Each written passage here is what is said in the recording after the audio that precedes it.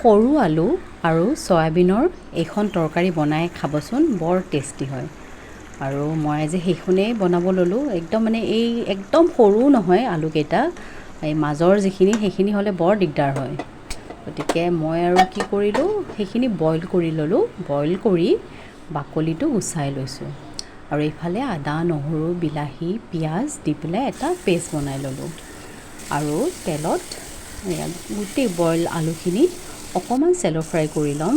মানে ইয়াৰ বাবে মই হালধি অকণ দিলোঁ আৰু কালাৰৰ বাবে কাশ্মীৰী মিৰ্চটো দিলোঁ। দি পেলাই সেইখিনি অকণমান ৰঙচুৱা হোৱাকৈ ভাজি ল'লোঁ। তেতিয়াহ'লে ভাল হয়। এনেই বাৰু মানে এইটো চাইজৰটো একদম গোটাকৈও ভাজিব নোৱাৰি, গতিকে সেইকাৰণে এনেকৈয়ে ল'লোঁ। আৰু এইফালে চয়াবিনখিনিও বইল কৰি থ'লোঁ। আৰু সেইখিনি তেলতে মই শুকান জলকীয়া আৰু তেজপাত দি দিলোঁ।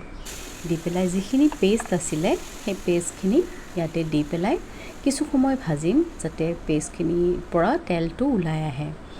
আৰু এয়া হালধি দিলোঁ, জিৰা আৰু বেছি বেলেগ দিয়া নাই। আৰু অকণমান সোৱাদৰ বাবে কাশ্মীৰী মিৰ্চটো বাৰু দিছোঁৱেই, আৰু এচামুচ সৰু চামুচেদি গুড়, মানে ভাল লাগে তেতিয়াহ'লে। আৰু এয়া পানী অকণ দি পেলাই সেইখিনি ধুনীয়াকৈ ভাজি ল'ম তেলখিনি ওলোৱালৈকে। আৰু এয়া নিমখ দি দিলোঁ। দি পেলাই এয়া মানে কিছু লাহে লাহে তেলটো ওলাবলৈ লৈছেহি। আৰু সেইখিনি মই যিখিনি ফ্ৰাই আলুখিনি ইয়াতে দি দিলোঁ। আৰু চয়াবিন এইখিনিও দি দিলোঁ।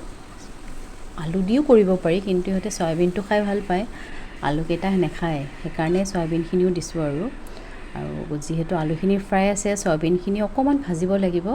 তাৰ বাবে মই অকণ পানী দি পেলাই মই এইখিনি যাতে মানে অকণমান ভালকৈ তেল ওলোৱালৈকে কিছু সময় ভাজি থাকিলোঁ। আৰু এইফালে পানীখিনিও গৰম হ'বলৈ দিছোঁ। পানীখিনি গৰম হোৱাত এয়া ভাজা হৈছেহি। এয়া পানীখিনি মই দি দিলোঁ। অকণমান ৰাখিম গ্ৰেভিটো, অকণমান মানে একদম গোটা নকৰোঁ, অকণমান মানে যাতে ৰুটি দিও খাব পাৰি, ভাতে দিও খাব পাৰি, তেনেকুৱা ধৰণৰ এটা কৰি ল'ম। আৰু এয়া পানী দি দিলোঁ। পানী দি পেলাই বাছ উতলিব লাগিব। আৰু উতলা হোৱাৰ পিছত আৰু মোৰ একদম ৰেডি। বেছি এয়া এইখিনি বনাই আৰু পাপৰ এখন দি দিলে হৈ যাব আৰু সিহঁতৰ। আৰু এয়া শেষত গৰম মছলা দি দিলোঁ। আৰু মোৰ তাত মানে নাছিলে, ধনিয়া নাছিলে। ধনিয়া নথকা বাবে মই এয়া কচুৰি মেথিয়ে আছিলে, তাৰ গোন্ধটো খুব ভাল পাওঁ, গতিকে মই কচুৰি মেথিয়ে দি দিলোঁ। দি পেলাই মোৰ একদম মই মানে ৰাতিপুৱা ৰুটিৰ লগত খালোঁ। আৰু ইহঁতলৈ থৈ দিছোঁ আৰু দেই।